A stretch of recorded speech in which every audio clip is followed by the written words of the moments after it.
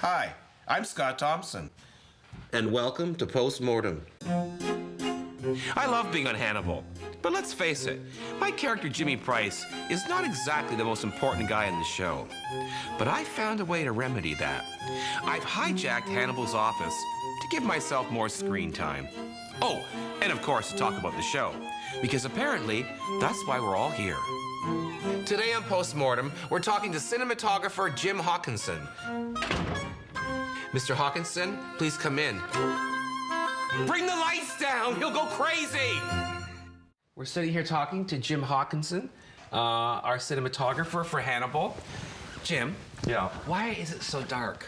I'm still trying to figure that out. I mean, in the interview, I mean, you came in and you decided that we would have to go dark. Why is that? Well, I guess it's my comfort level, Scott, sitting in the dark. I know. So are you uncomfortable, horribly uncomfortable being in front of the camera? Yes. Do you think it's sort of revenge of me as an actor dragging you out in front of the camera? Yes, I do. I do. Is that why you had to fortify yourself with the scotch? Absolutely. I do love this. Here, I'm the god, and I can manipulate you. Great. So when you were first hired, did you sit with Brian and did you guys discuss the look? People quite often can say that this show is Kubrickian. There are elements of it, for sure. And was that deliberate?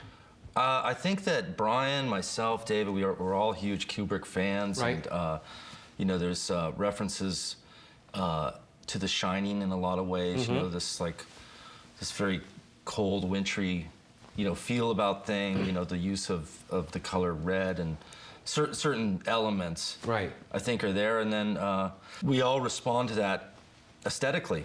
When you get a script, what do you do? Because we all know that the scripts, we never do the first draft. It's day, night, location, stage. Where are we? What time of day is it?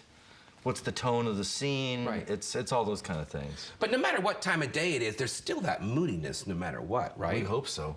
So you get the script and you mark it, and what do you do? Do you have... You basically look and you say, okay, it's a daytime interior, it's a nighttime exterior, whatever it is. And, right. And then what the tone of it is, and how many people are involved, right. All those elements. Right. Because you could get 2 pages with just 2 people talking, and can be a lot simpler than 2 pages with 7 people talking. Right. And do you think about what people are wearing and their colors and all that sort of thing?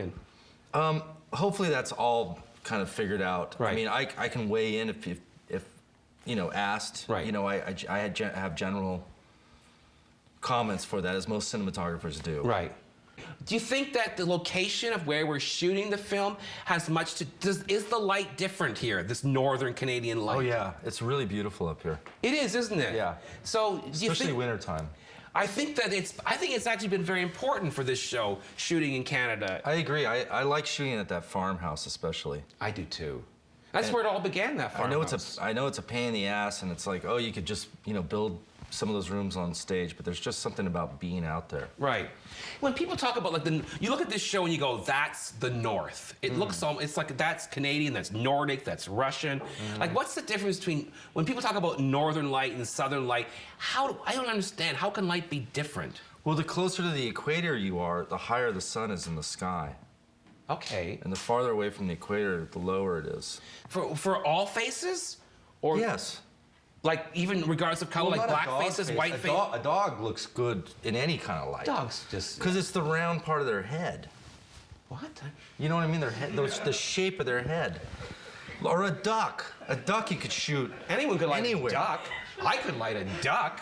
You don't need north light for a duck, You Scott. could light a duck at the equator in a mud bath. I mean, if you can't light a duck at the equator, get the hell out of the business. That's what I'm saying. High five with that. Well, thank you, Jim. We're done. Can we get the lights back on, please? See you next time.